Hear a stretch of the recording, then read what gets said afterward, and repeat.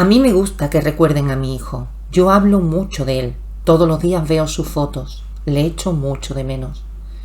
Así es como habla Laura Hernández de Cristian, su hijo, al que su exmarido, sobre el que pesaban 2 condenas por Biogen, le quitó la vida cuando solo tenía 11 años.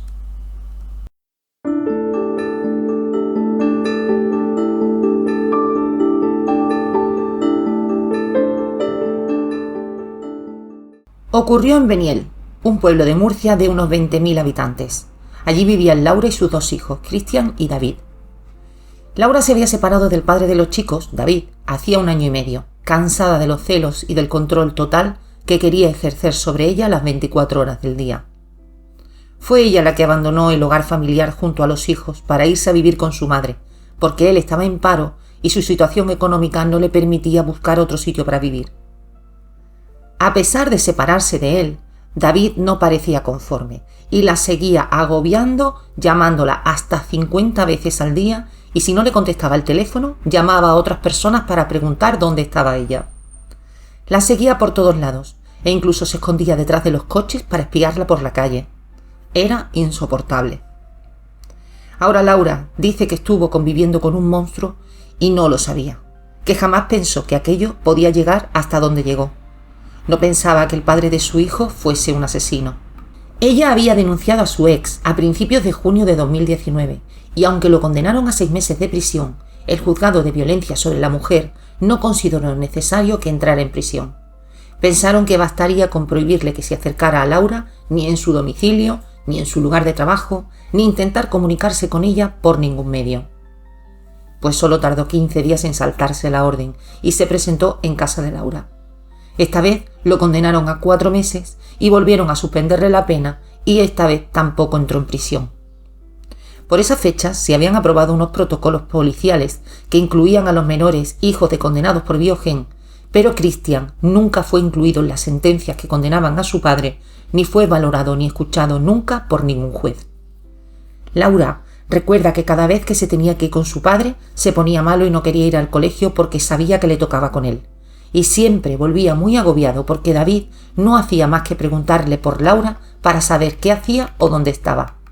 Laura había acordado con su ex de manera verbal que podía llevarse al hijo de ambos para estar con él. Era el 25 de julio de 2019. Fue el día que su exmarido le quitó la vida a su hijo para después quitarse la suya propia.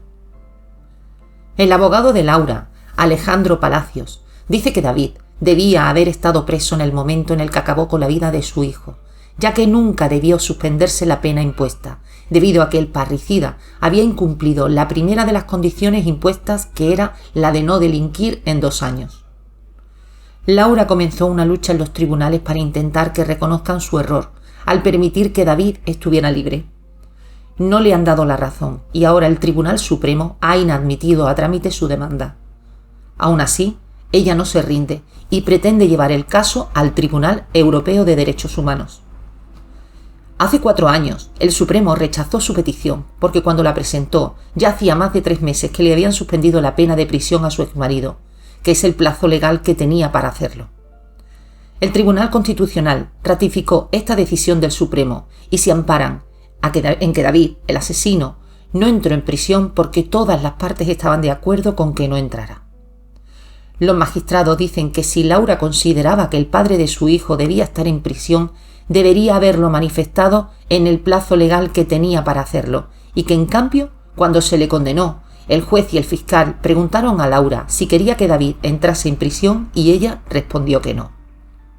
Además, el Supremo considera que lo que ocurrió pudo haber pasado en cualquier otro momento o aprovechando un permiso carcelario. El abogado de Laura dice que no puede ser que recaiga sobre Laura la suspensión de la condena, que no era ella quien debía determinar si entraba en prisión o no.